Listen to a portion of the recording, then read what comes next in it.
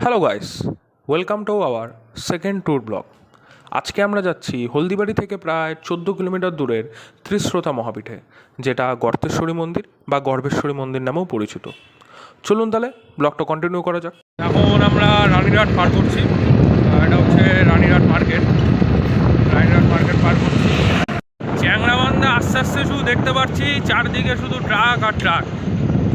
যেহেতু এখানটা চ্যাংরাবান্ধা মানে পশ্চিমবঙ্গ এবং বাংলাদেশের পশ্চিমবঙ্গের অন্যতম বড় হচ্ছে ট্রাক বন্দর, এবং এখান থেকে মাল আমদানি রপ্তানি প্রচুর পরিমাণে হয় দুই দেশের মধ্যে। তো চারিদিকে শুধু ট্রাক আর ট্রাক। তো ট্রাকে শুধু পাথর দেখতে পাচ্ছি, পাথর এখান থেকে বাংলাদেশে যাচ্ছে। শুধু এখন ট্রাক আর ট্রাক চারিদিকে। এখন আমরা বাংলাদেশ বর্ডারের খুব কাছে, হয়তো বর্ডারটা আপনারা দেখতেও পাচ্ছেন। এই যে সেনা ছাউনি তো না, এটা হচ্ছে টাওয়ার।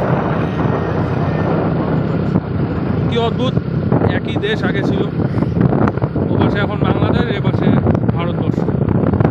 ওপারে জসিমউদ্দিনের বাংলা, এপারে রবীন্দ্রনাথের বাংলা। দারুণ অনুভূতি। এখন আমরা মেকলিগঞ্জ থেকে আরও কিছুটা দূরে হচ্ছে 3 বিঘা করিডোর। এখন আমরা 3 বিঘা করিডোরে ঢুকিনি, তারপর তো জয় ব্রিজ। এখন আমরা মেকলিগঞ্জ আর কি ক্রস করছি, মেকলিগঞ্জ টাউনের মধ্যে আমরা।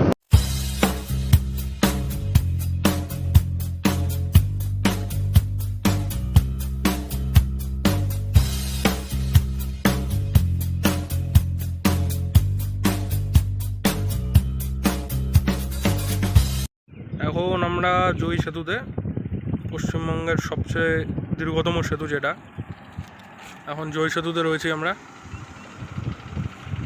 অনেক অনেক বড় একটা সেতু পশ্চিমবঙ্গের।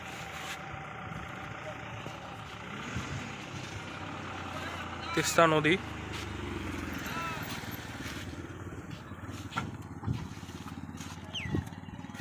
জয়ী সেতু এখনও এখান থেকে কিছুটা দূরে হচ্ছে হলদিবাড়ি, তারপরে আমরা আমাদের গন্তব্যে পৌঁছাবো।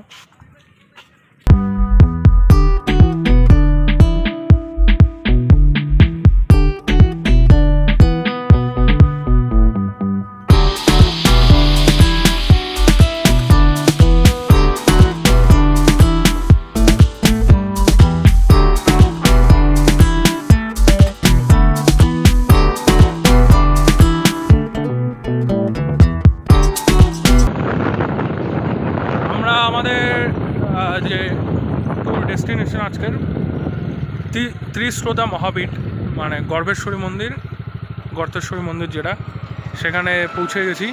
এটা হচ্ছে সেই মন্দিরের গেট। তো এখন আমরা আরও যাব।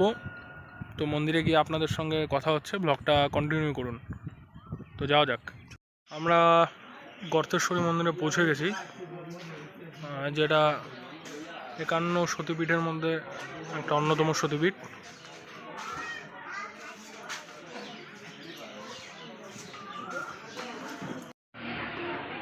গর্তেশ্বরী মন্দির, আর এর পাশেরটাই হচ্ছে গর্ভেশ্বরী মন্দির।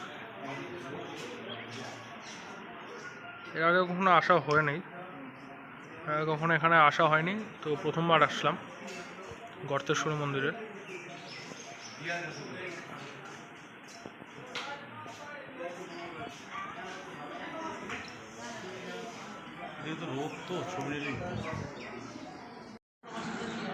আগের দিনের মতন আজকেও এই মন্দিরে এসে সাথে সাথেই প্রসাদ পেলাম,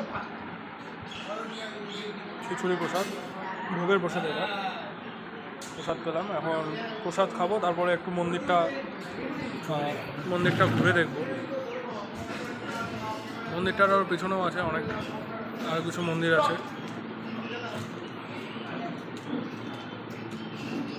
এটা আমাদের জলপাইগুড়ি জেলার সতীপীঠের 51 সতীপীঠ যেটা, তার মধ্যে অন্যতম। জলপাইগুড়ি জেলার এটা হচ্ছে সাতকুড়া পোস্ট অফিস, সেই সাতকুড়া গ্রাম পঞ্চায়েতের এখানে হচ্ছে এই গর্তেশ্বরী মন্দির।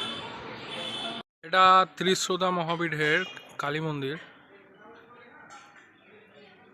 এটা হচ্ছে আগের যে দুটো মন্দির, সেই দুটো মন্দিরের পেছনে এটা।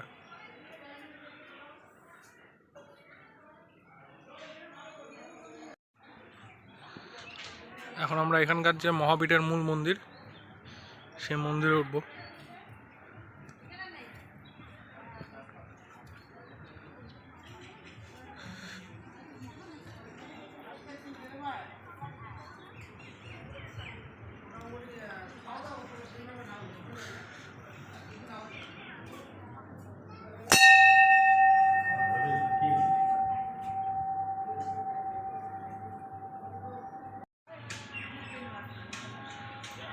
এটা ত্রিশ্রোতা মহাপীঠের গর্ভেশ্বরী মন্দির। ভেতরে এখানকার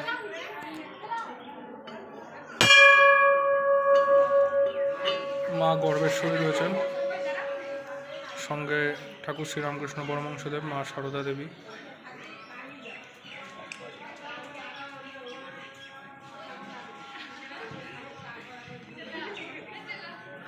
ত্রিশ্রোতা মহাপীঠের শিব মন্দির।